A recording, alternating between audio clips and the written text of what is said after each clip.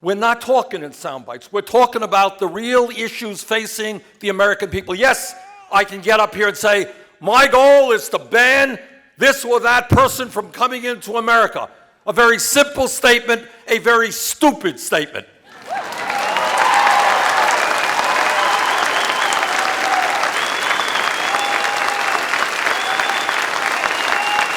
But it's a statement that can be put into a 6-second soundbite. I could give you another statement and tell you something horrific and ugly and disgusting, that all of our Mexican friends are quote-unquote criminals or rapists. That will get me media attention.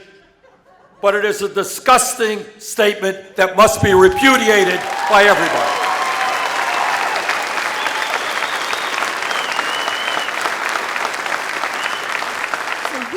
Say that we are the land of the free, home of the brave, when we throw folks away even after they have served their debt to society. We don't give them the opportunity to live out their greatest greatness. This really is about restorative justice.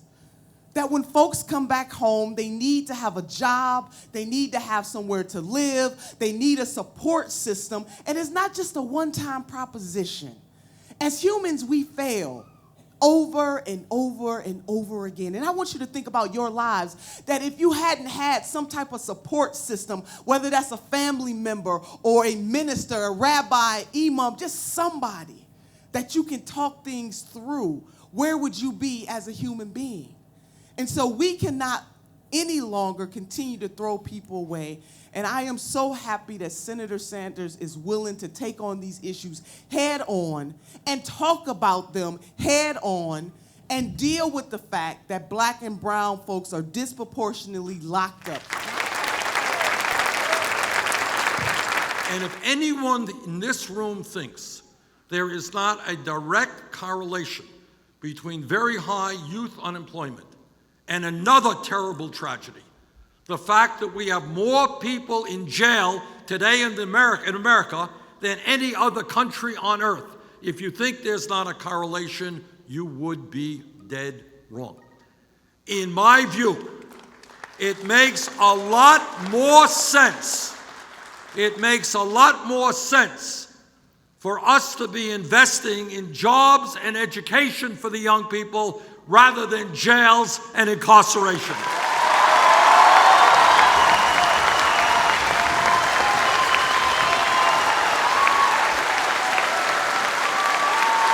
I'm going to make a couple of promises to you tonight. You can write them down. You hold me accountable in 5 years.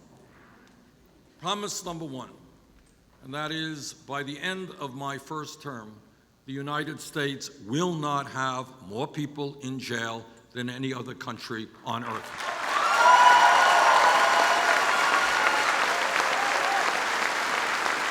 All of us are aware that we live in a difficult and very, very dangerous world, and we all know that there are people out there who want to do us harm.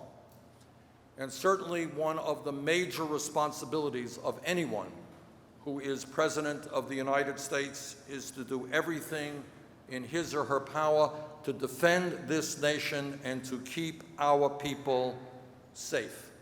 I accept that responsibility. But what I will do with foreign policy is not just be tough, not just speak loudly, but be smart.